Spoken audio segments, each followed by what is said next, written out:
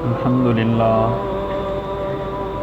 لله وكفى وسلام على عباده الذين اصطفى أما بعد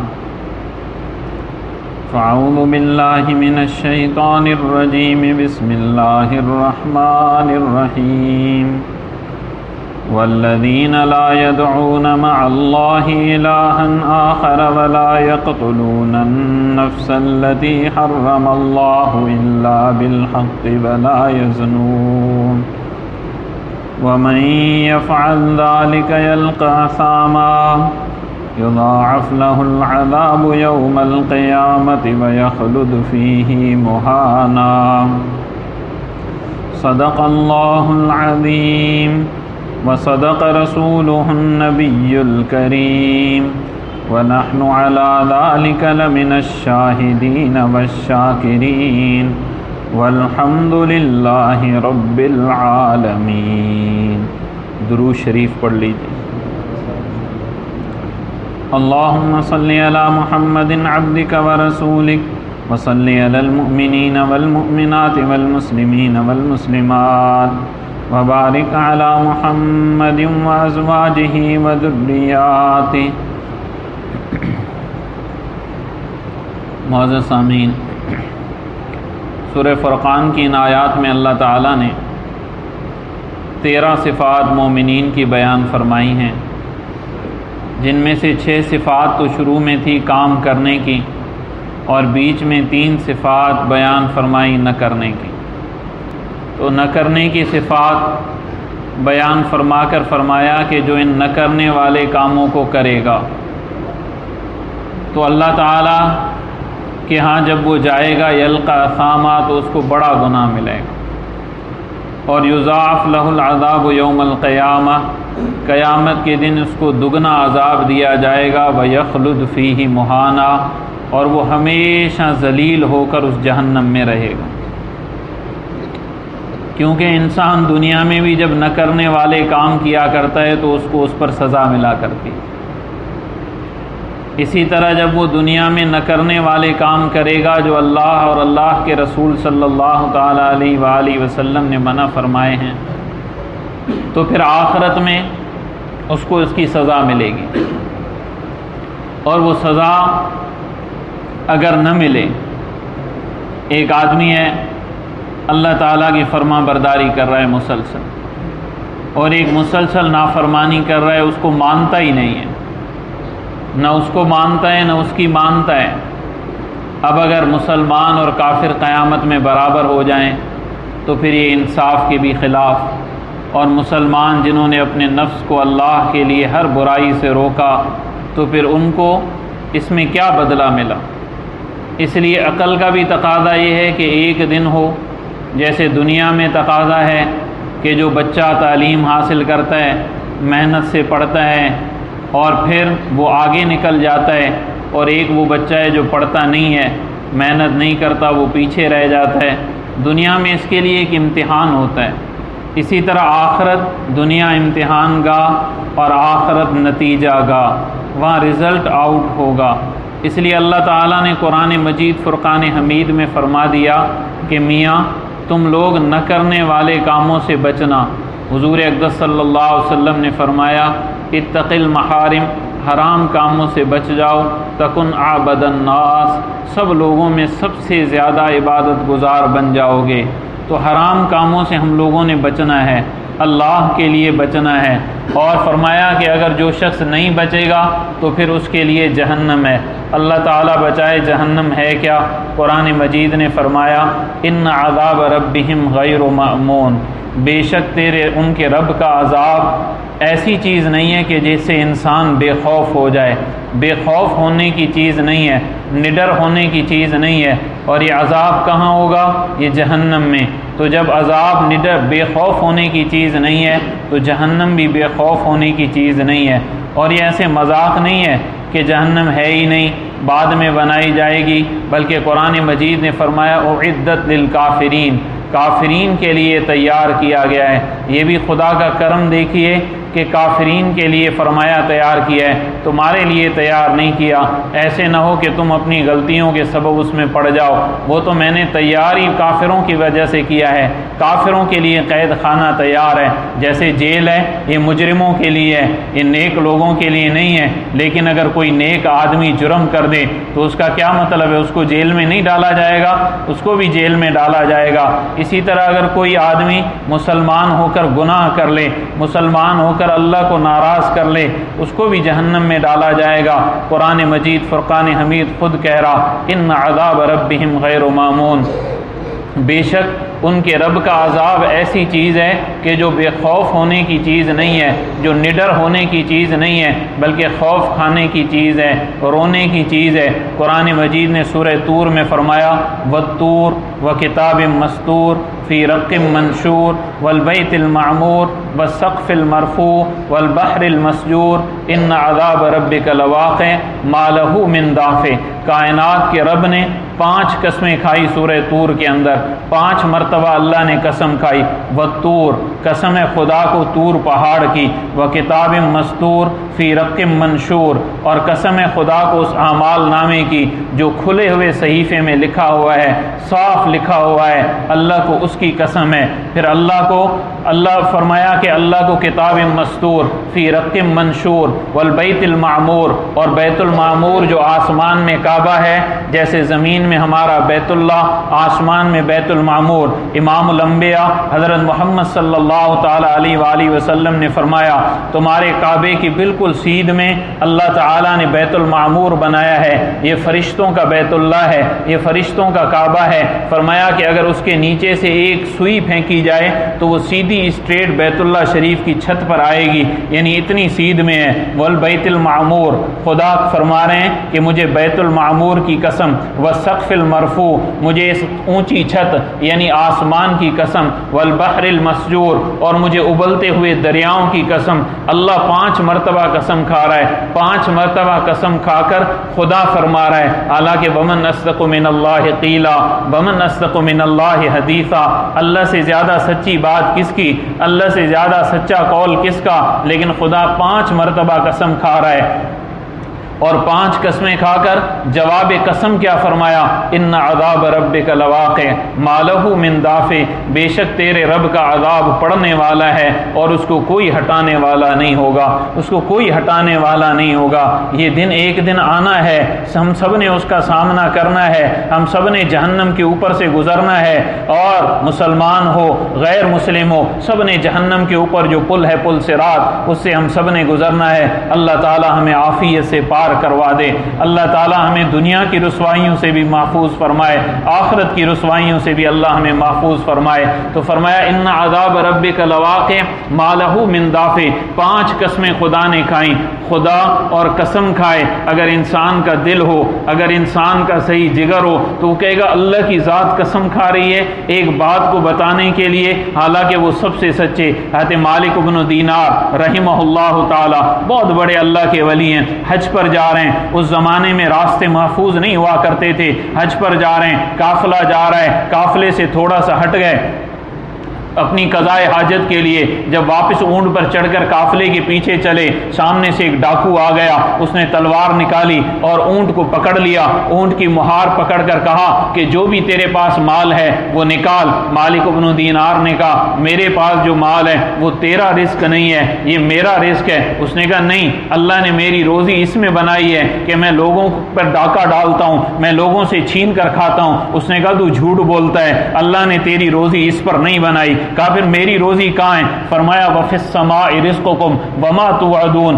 کائنات کا رب کہہ رہا ہے تمہارا رزق آسمانوں سے آتا ہے، تمہارا رزق آسمانوں میں آئے اور مقرر شدہ رزق ہے، اللہ نے وعدہ کیا ہوا ہے۔ اس ڈاکو نے مہار چھوڑ دی اونٹ کی، پیچھے ہٹ گیا۔ مالک بن دینار حج پر پہنچ گئے، جب حج کر کے فارغ ہوئے فرمایا میں دیکھتا ہوں بیت اللہ کا ایک شخص طواف کر رہا ہے، جب طواف کر کے مکمل کیا میرے پاس آ گیا اور مجھے کہا تم نے مجھے پہچانا؟ پہچانا میں کون ہوں؟ میں نے کہا ہاں میں نے تمہیں پہچانا، تم وہی ڈاکو ہو جو مجھے راستے میں ملے تھے۔ کہا ہاں میں وہی ڈاکو ہوں جو تمہیں راستے میں ملا تھا۔ جب تم نے یہ کہا وَفِي السَّمَاءِ رِزْقُكُمْ وَمَا تُوعَدُونَ، تو میرا یہ پکا یقین ہو گیا کہ آسمان میں ہی میرا رزق ہے، زمین میں لوگوں کے پاس نہیں ہے۔ اے نیک آدمی، اب مجھے اگلی آیت سنا، اس سے اگلی آیت کیا ہے؟ تو حضرت مالک بن دینار نے فرمایا فَوَرَبِّ السَّمَاءِ وَالْأَرْضِ إِنَّهُ بِالْحَقِّ، فرمایا آسمان اور زمین کے رب کی قسم ہے۔ اللہ کہہ رہے ہیں آسمان اور زمین کے رب کی قسم ہے، یہ بات بالکل برحق ہے کہ تمہارا رزق آسمانوں میں ہے، مثل ما انکم تنطقون، جیسے تم بات چیت کرتے ہو اس میں کوئی شک نہیں ہے، تمہاری بات چیت کرنے میں کوئی شک نہیں ہے، اسی طرح تمہارے رزق کے آسمانوں میں ہونے میں کوئی شک نہیں ہے۔ مالک فرماتے ہیں جب میں نے یہ آیت پڑھی اس نے ایک چیخ نکالی، چیخ کر کہنے لگا مالک وہ کون ظالم ہے جس کو یقین دلانے کے لیے عرش کے الہ کو قسم اٹھانی پڑی؟ مالک وہ کون ظالم ہے جس کو یقین دلانے کے لیے خدا قسمیں اٹھا رہا ہے؟ مالک وہ کون ظالم ہے جس کو بات سمجھانے کے لیے خدا قسم اٹھا رہا ہے؟ مالک خدا کو تو قسم اٹھانے کی کوئی ضرورت نہیں تھی، اس کی بات ہی اتھینٹک ہے، اس کی بات ہی کافی ہے، تو خدا قسمیں اٹھا رہا ہے۔ پھر 5 قسمیں اٹھا کر اللہ کہہ رہا ہے کہ یہ حق ہے، ان عذاب ربک لواقع، تیرے رب کا عذاب پڑنے والا ہے، ما لہ من دافع، اس کو کوئی ہٹا نہیں سکے گا۔ سرکار دو عالم صلی اللہ علیہ وسلم نے اپنے گھر کے افراد کو جمع کیا، اپنی پھوپھی ہیں حضرت صفیہ، اپنی بیٹی ہیں حضرت فاطمہ، فرمایا یا صفیہ امت رسول اللہ، اے صفیہ رسول اللہ کی پھوپھی میری بات یاد رکھنا، میرے اوپر کلمہ پڑھ کے مسلمان ہو جاؤ، اللہ کی اطاعت کرو، میرے احکام کے مطابق چلو۔ اے صفیہ ایسے نہ ہو قیامت میں تیرا بھتیجا تیرے کچھ نہ کام آ سکے۔ اے فاطمہ بنت رسول اللہ، اے رسول اللہ کی بیٹی، محمد یہ تو کر سکتا ہے کہ دنیا میں تمہارے ساتھ صلہ رحمی کرے، محمد کریم یہ تو کر سکتے ہیں دنیا میں جو تم مانگو جو میرے پاس ہو میں دوں، لیکن آخرت میں ایسا نہ ہو لا اغنی عنک من اللہ شیئا، میں اللہ سے تمہارے کچھ کام نہیں آ سکوں گا جب تک تم نیک اعمال نہیں کرو گی، جب تک تم دین پہ نہیں چلو گی۔ اب سب سے بڑی اگر کائنات میں کوئی نسبت ہے تو فاطمۃ الزہرا کے پاس ہے، سب سے بڑی اگر کائنات کی کوئی نسبت ہے پیغمبر علیہ الصلوۃ والسلام کے گھر والوں کے پاس ہے، ان سے بڑھ کر کسی کے پاس نسبت نہیں ہے۔ لیکن نبی کیا فرما رہے ہیں لا اغنی عنک من اللہ شیئا، ایسے نہ ہو میں خدا سے تمہارے کچھ کام نہ آ سکوں۔ اور یہ ہوا ہے جناب ابو طالب جنہوں نے سرکار دو عالم صلی اللہ علیہ وسلم کا دفاع کیا، شیب ابی طالب میں بھی گئے لیکن حالت کفر میں ان کا انتقال ہوا۔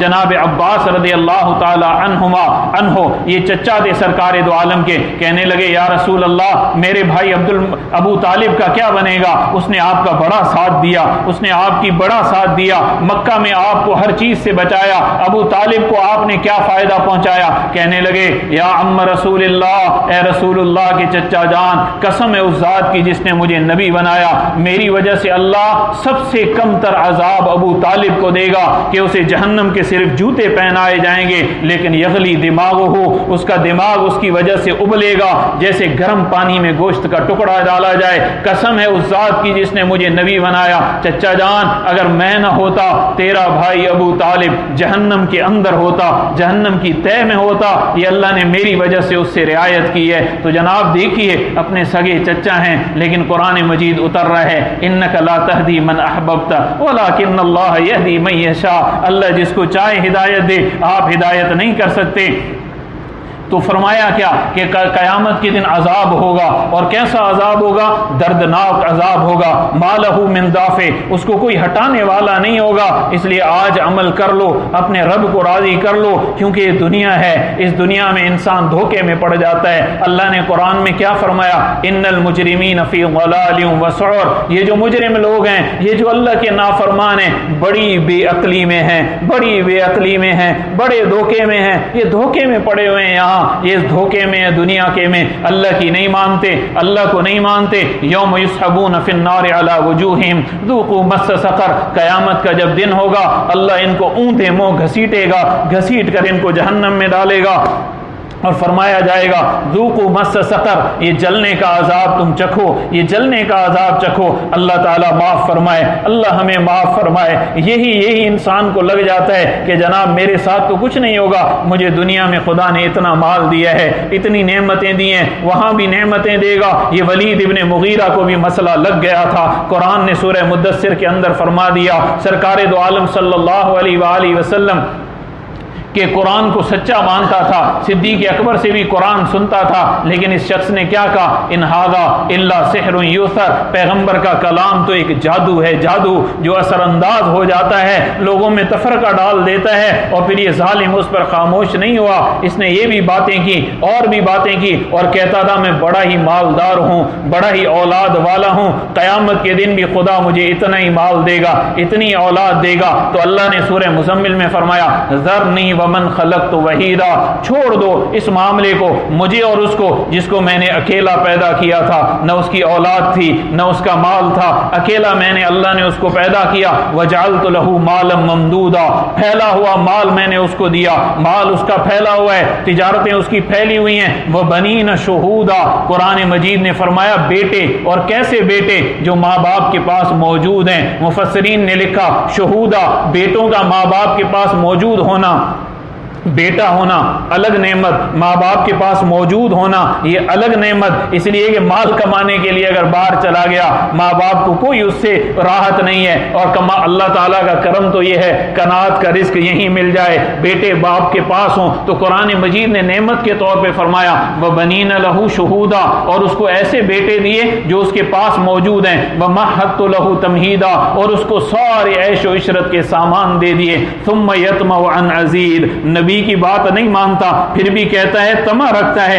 ان ازید، اللہ مجھے اور بڑھائے گا اور دے گا۔ کلا، ہرگز نہیں، ہرگز نہیں، انہو کان لآیاتنا عنیدا، یہ تو ہمارے قرآن کا دشمن ہے، ہم اس کو ہرگز نہیں بڑھائیں گے۔ سأرہقہ صعودا، اللہ فرما رہے میں ان قریب اس کو سعود پہاڑ پر چڑھاؤں گا جہنم میں۔ حضور اقدس صلی اللہ علیہ وسلم نے فرمایا یہ سعود کیا ہے؟ فرمایا السعود صاد کے ساتھ، السعود جبل من النار، فرمایا جہنم کا ایک جبل ہے، یتصعد فیہ الکافر، فرمایا اس پہ اللہ کافر کو چڑھائے گا 70 خریفا، 70 سال لگ جائیں گے چڑھنے میں، پھر اترنے میں، فہو کذالک ابدا، وہ اسی طرح ہوگا۔ پھر میرے نبی نے کیا فرمایا کہ جب اس کو جہنم میں اللہ بلائیں گے، اللہ لائیں گے، فرشتوں کو کہیں گے اس کو اس پہاڑ پر چڑھاؤ، اس سعود پہاڑ پر چڑھاؤ، فرمایا وہ پاؤں رکھے گا، اس کا پاؤں ایک دم پگھل جائے گا، اتنی خطرناک اس کی آگ ہوگی، پھر ہٹ جائے گا، پھر فرشتے ماریں گے، ہاتھ رکھے گا، ہاتھ میرے نبی نے فرمایا پگھل جائے گا،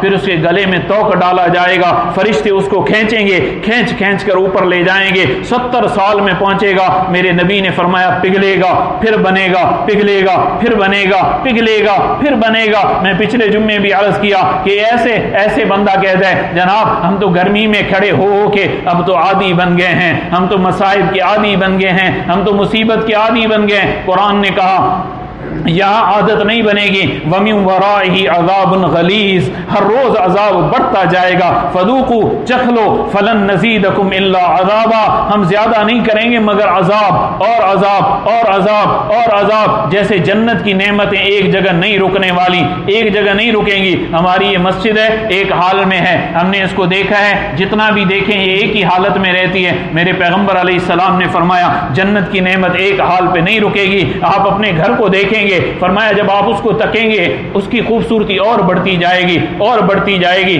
اور بڑھتی جائے گی، نمو ہوتا جائے گا، کہیں بھی قرار نہیں ہوگا۔ اسی طرح خدا کا جو قید خانہ ہے اس میں بھی نمو ہوتا جائے گا، بڑھوتری ہوتی جائے گی، کہیں بھی اس کو قرار نہیں ہوگا۔ تو قرآن مجید نے فرمایا سأرہقہ صعودا، ہم اس کو سعود پہاڑ پر چڑھائیں گے۔ اور میرے نبی نے تشریح فرما دی سعود پہاڑ کیا ہے، اس لیے اس میں گھمنڈ میں نہ پڑو، اس گھمنڈ میں میں بھی نہ پڑوں، اس گھمنڈ میں آپ بھی نہ پڑیں کہ دنیا میں اس نے چھوڑا ہوا ہے آخرت میں بھی چھوڑ دے گا، ایسا معاملہ نہیں ہے۔ بلکہ وہاں جب معاملہ ہوگا وَأَمَّا مَنْ خَفَّتْ موازینہ، جس کا پلڑا ہلکا ہو گیا، فَأُمُّهُ هَاوِيَةٌ وَمَا أَدْرَاكَ مَا هِيَ نَارٌ حَامِيَةٌ، اے نبی اس کا ٹھکانہ اللہ نے حاویہ بنایا ہے، اور آپ کو کیا پتا حاویہ کیا ہے؟ اے محبوب آپ کو کیا پتا حاویہ کیا ہے؟ نار حامیہ، بھڑکنے والی آگ ہے، بھڑکنے والی آگ یہ اللہ نے اپنے دشمنوں کے لیے رکھی ہے، جس کا پلڑا نیچا ہو گیا اس کا یہ معاملہ ہو گیا۔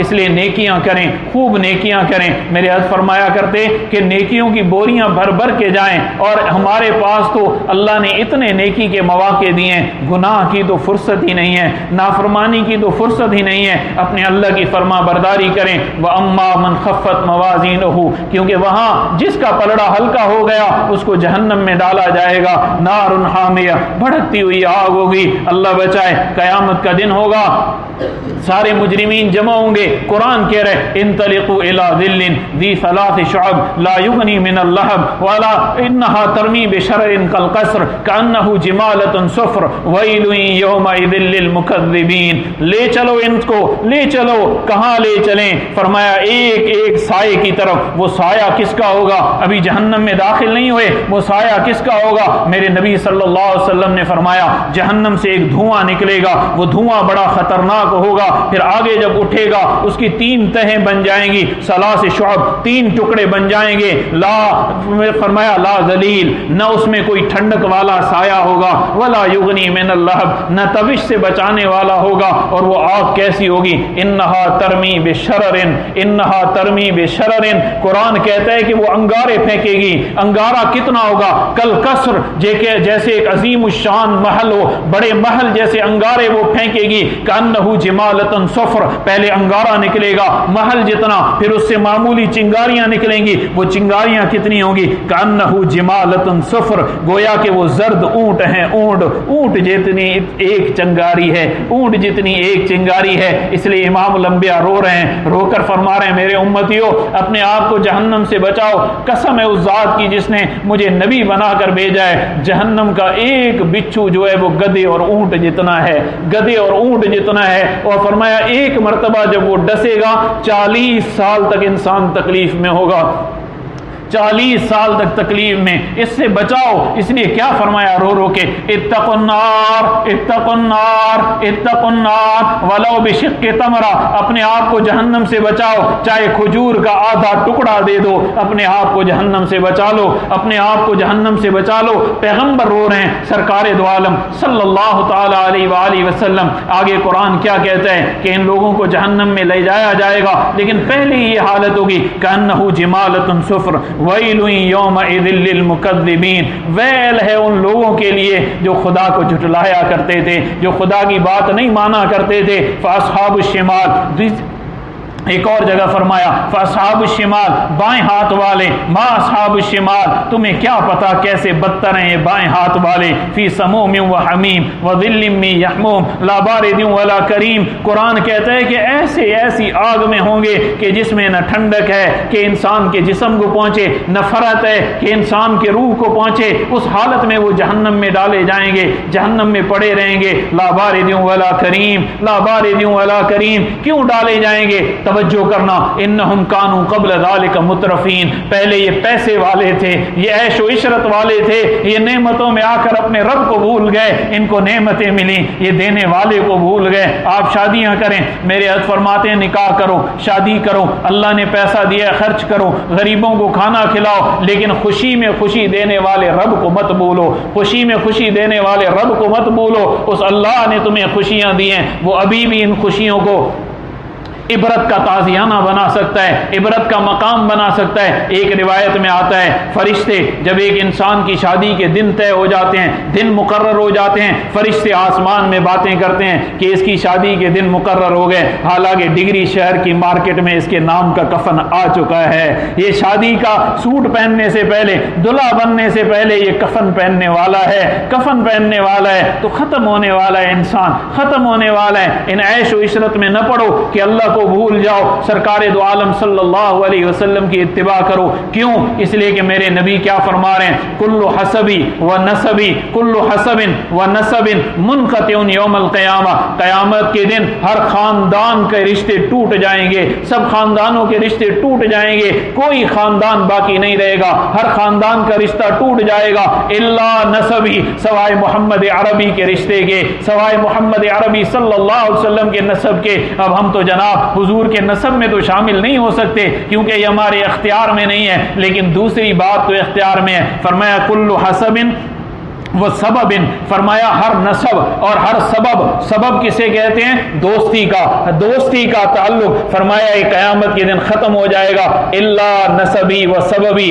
سوائے میری دوستی کے تعلق کے، کہ میرا دوستی کا تعلق قیامت میں بھی رہے گا، تو ان سے دوستی رکھیں جو تعلق قیامت میں بھی رہے، ان سے تعلق بنائیں جو تعلق قیامت میں بھی رہے۔ اللہ تبارک و تعالی مجھے اور آپ کو عمل کی توفیق عطا فرمائے، سرکار دو عالم صلی اللہ علیہ وسلم کا کامل اتباع کی توفیق عطا فرمائے، اور اللہ ہم سب کو جہنم سے محفوظ فرمائے۔ وآخر دعوانا الحمد للہ رب العالمین۔